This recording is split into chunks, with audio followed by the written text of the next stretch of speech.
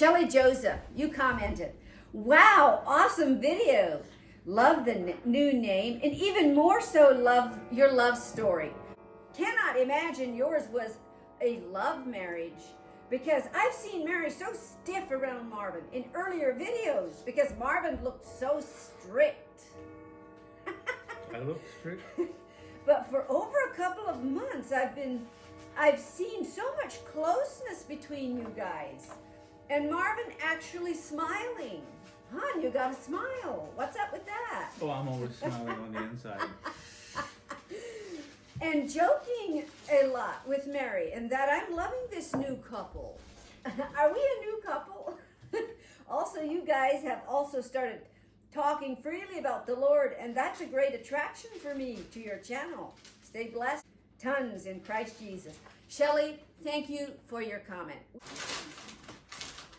One of the reasons we started the channel, if you think of life experiences that are just memories, Mary and I grew up with no phones, no cameras, and there's a lot of memories that could be frozen in time that we just don't have. So we take pictures, and we're like, well, how do we put this together? So little video clips. If we're in the present, you know, we record something and the next day we look at it, oh yeah, that just happened yesterday. It's not a big deal. But then when all of a sudden a year goes by, 2 years goes by, 5 years go by, and you look back and you realize how much has changed in that time. So we kind of realized the importance of documenting some of this, and then we were like, well, why not share it? I remember the first video I made, and I had been thinking about it for a while. So it was kind of challenging because I didn't know how to edit. I didn't know how to record, but my sister Priscilla and her husband Joas, they had a YouTube channel and they were thriving. So I thought that would be so fun, you know, just to record our family's life and post it on YouTube. Yeah. I wanted to do it so that I could go back years later and look at the children. Another thing that's changed so much that we don't really remember or might not think about it. One of the first videos that we ever had made was a group of us guys went on a week-long hunt in the Selway Bitter Wilderness area in Idaho. We recorded a bunch of stuff, wanted to make a video, wanted to, you know, retain the memory. And it cost us, we had a friend of ours that did videos at the time. Yeah. This was before the digital, where everybody could do it on their phone. Yeah. We paid $700 to have that video made. And I think that guy charged about half of what he normally would have. Just, he kind of did it as a favor, but he still had to charge for his time. And he was good. He was very good, very yeah. good. And so he did our wedding video as well. Yeah, that's how much it's changed. Yeah, and you don't have to be a professional anymore to be able to put stuff together and make a video. Yes, I edit all my videos on my phone. Yeah. And it's fun, it's easy. And the best part is I can go back and I can watch the progression as my children grew up. And sometimes I just want to go back to some of the things we did as a family and just go back and relive those moments. Yeah. But we have them on camera, so that's great. Like the one I think of at the moment, Jordan was just a little chap. And I had gotten some new scissors for work. I needed some good quality scissors that would cut thicker material, and Jordan got a hold of them. And he decided he's going to give himself a haircut. And he went up here and right here, and he just butchered everything right here. Cut it off. Yep. Do we have that? Did you? We have a photo of that somewhere. I don't know. No video, yeah. but no photo. Yep, he just goes, grabs the scissors, and starts cutting. Life is a journey, and it is what you make of it that counts. You can let life hurt you, wound you, or you can use your hurts and wounds as stepping stones to get closer to Jesus. I don't think there's one person on earth that doesn't have their trials, doesn't have their moments where they have to forgive. Just like we have to forgive others. Others have to forgive us as well. Because whether we like to admit it or not, we all make mistakes. And it's so important that God made it such a vital importance to forgive. If we can forgive others, we also have to be forgiven. A lot of times when you talk to successful people who seem that they have just overcome, like they just have their life in order, when you get to know them and they start telling you stories, you realize that they're at the level that they are because they chose to use those stumbling blocks as stepping stones. Yeah. And, you know, the Bible tells us about, you know, the unrighteous man falls once and lays. The righteous man falls 7 times and keeps on getting up. Well, guess what? He's now 7 offenses later. He's that much, he's overcome that much more. If you think of it, offenses that we carry towards others is simply unmet expectations. They didn't meet the expectations that we set for them. And one of the things that we can set ourselves free and set those we love free is by setting them free, allowing them to be the people that God created them to be, and not put a box around them, not demand in our hearts for them to step up to something that we have set for them. And it is very freeing, but something has to surrender. To allow others to become who God chose for them to be, not how we think they should be. And that is one of the things that I have to do for my boys. I have dreams for them. I'm excited for their future, and I want to steer them to what I think is best for them. And it's just amazing how God put something in every heart, a dream that is unique to them. And I don't care how much a mama heart I have, I see my boys pursuing what God placed in them. And it is my job to pray, first of all, but then to release them to the Lord, to allow Him to direct their path. Yeah, you have to allow them to make mistakes. Mm-hmm. I have seen people who, from the outside, families that look like everything was just perfect. They're all carbon copies of what their parents wanted them to be, and then all of a sudden it's like a little bird that figured out they had wings, and they were gone. Like, hold them loosely. Yes. You guys know what I'm saying. I'm not saying just let them do whatever, but you know. But sometimes when you put such a strictness around your children, you're actually being the Holy Spirit. Set them free and pray and trust God to move in their hearts, to change their hearts. Because I don't care how restrictive we are as parents, unless God touches their hearts, we ain't gonna make the grade. God has to touch each of our hearts and change us. We can't change anyone. Some of the things that we see amongst some of the very strict religious sectors of society all across the world is, if the law is so strict and so much enforced, I'm talking everyone dresses the same, everyone acts the same. From the outside, everything looks like it is in perfect order. But you don't really know where the hearts are. Yeah. If you want to see where people's hearts are, you know, when they come up to years of accountability, you know, take some of the boundaries down. You'll very quickly figure out where the heart is. Yes, you can put a lot of fences around people. I think you're referring to a lot of the way we grew up Amish. You know, we were very restricted, and this is how many of the Amish use. They're very restricted, but once they look very submissive, they follow the rules, they do what they're supposed to, but their heart is not in it. And when they get to a certain age and they feel their freedom, they're out of there. And a lot of them are gone for a number of years. Yeah. But the Bible does say, train a child in the way he shall go, and when he's young, and when he's old, he will not depart from it. Yes. And it's referring to like the book of Revelations and how things are progressing. Even 30 years ago, a lot of stuff made no sense at all.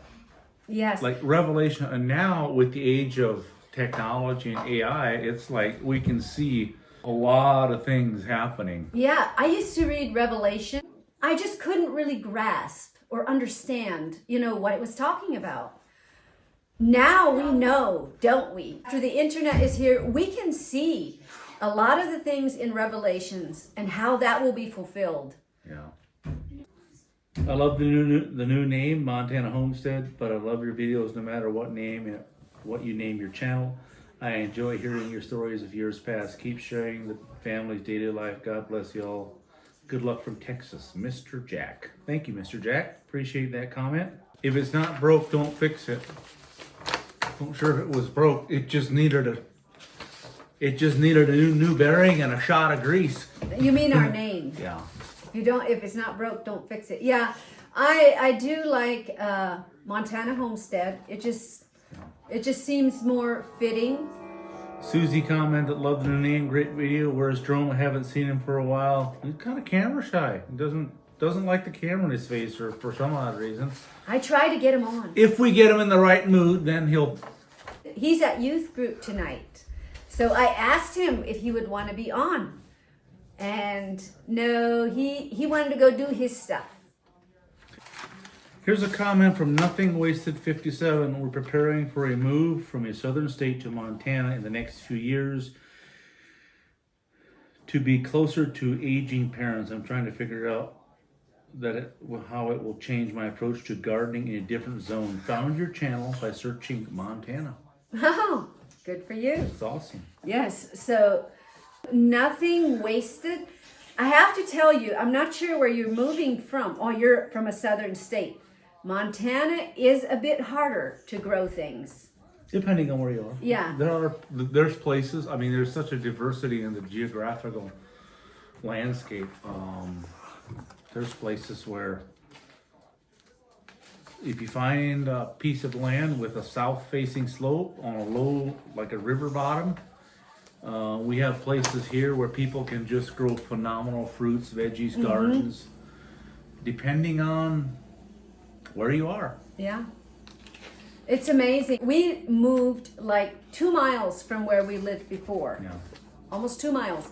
And the elevation here is higher.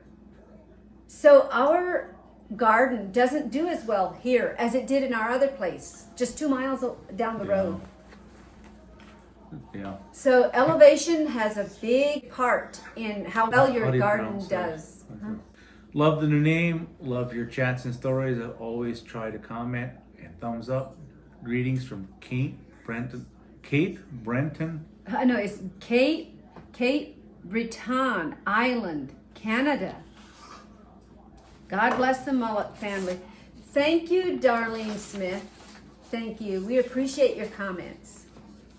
So with the renaming, there's something that I would like to do, maybe a winter project, and that is come up with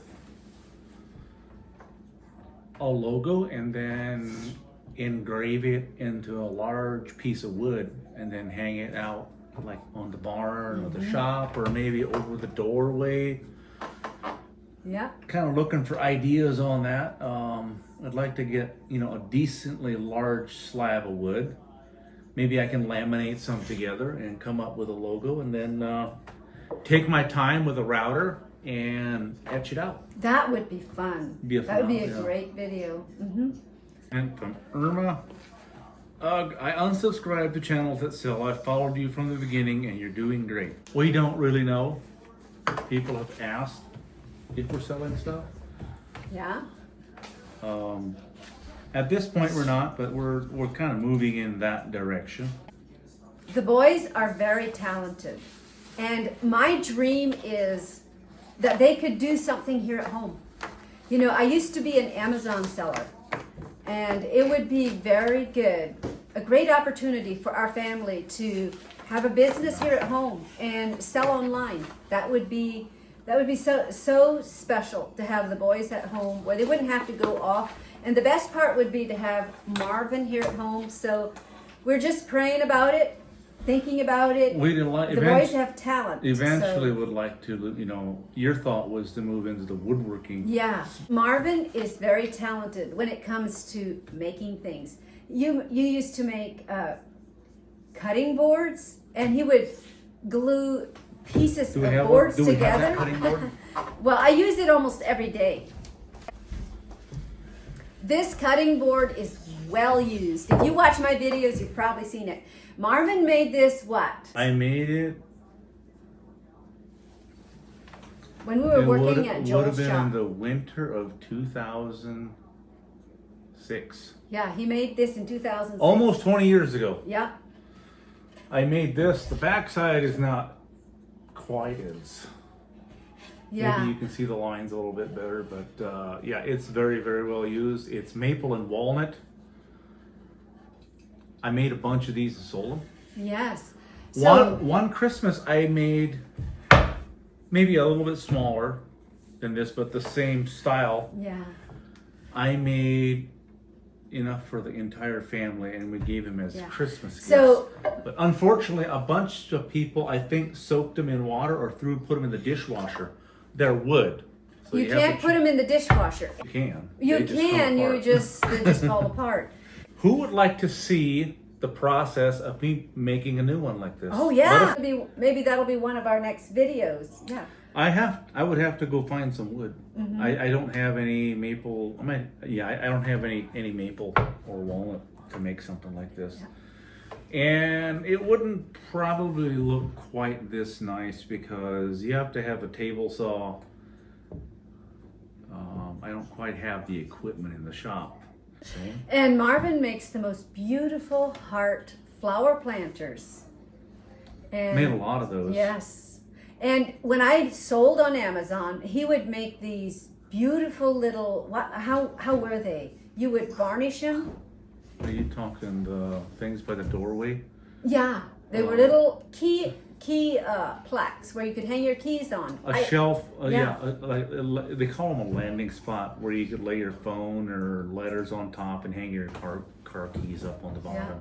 Just an online place where we could sell Marvin's creations would be a dream. I really enjoy woodworking.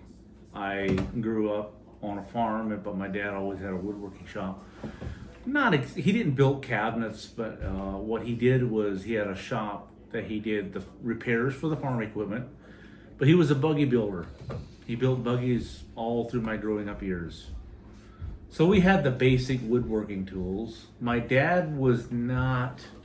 He was a self-taught woodworker. His workmanship was maybe not as detailed or quite as.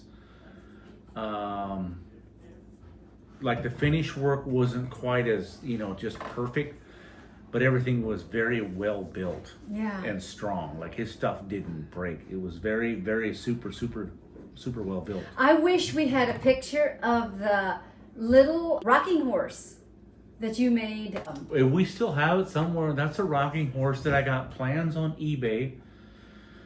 Was Jerome a year old?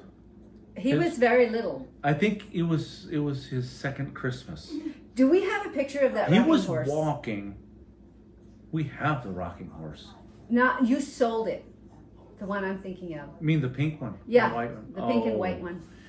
Yeah. Anyway, I got these plans off of Amazon, and I built one for Jerome. Unfortunately, the day we gave it to him, he kind of had a cold on the Christmas day. So he didn't really enjoy it that much. If I can find that picture, I'll try to post it at the end of this video. You gave it to Jerome for Christmas.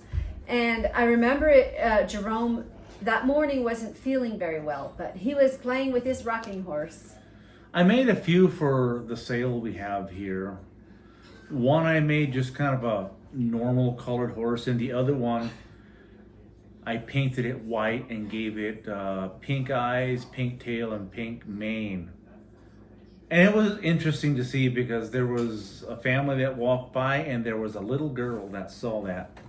And she wanted it. And the dad just had to buy the horse for her. It was beautiful. It was very eye-catching. It was a beautiful rocking horse. Oh, I don't think we have any photos I don't think we have any photos of it. That is the reason we would like to have an online store. Mary occasionally leaves it sitting in the sink and pulls it out.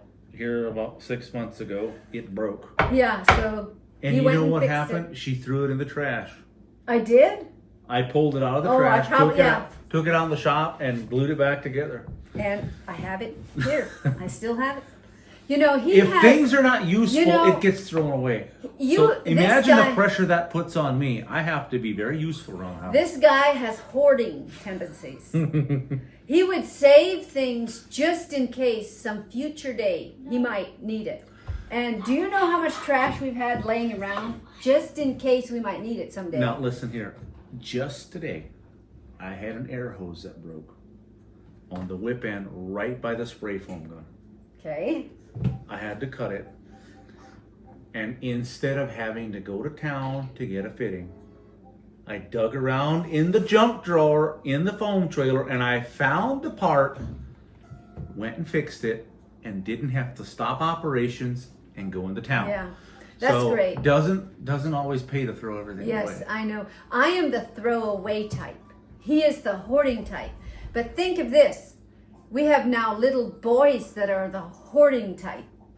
And they just want to save everything. I've had Emmanuel go through the trash, just dig in case I threw something away that he thought shouldn't be thrown away.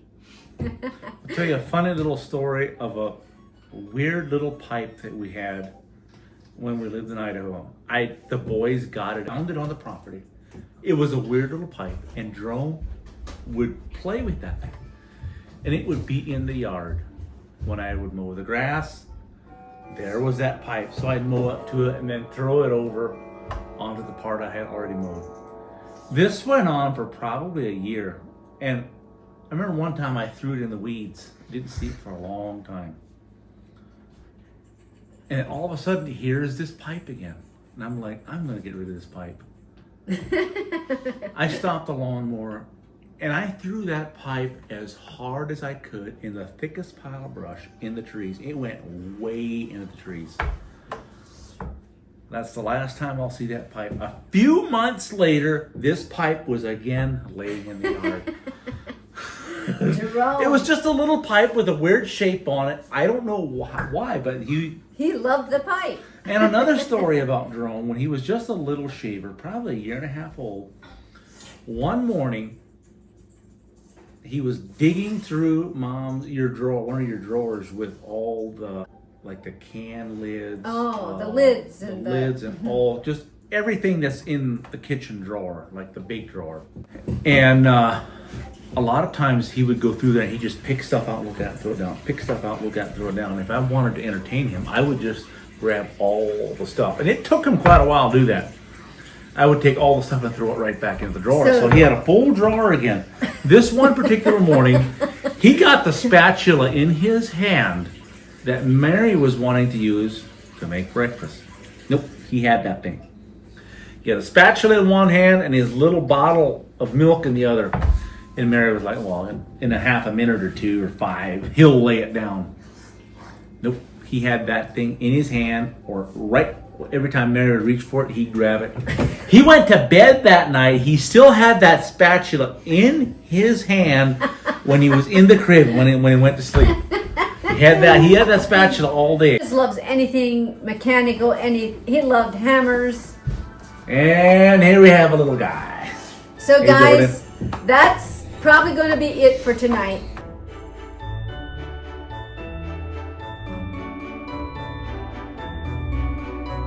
Thank you for joining us on this episode of Montana Homestead with the Mullet family. We hope you enjoyed this content. Give us a like, subscribe, and leave a comment. Goodbye till next time.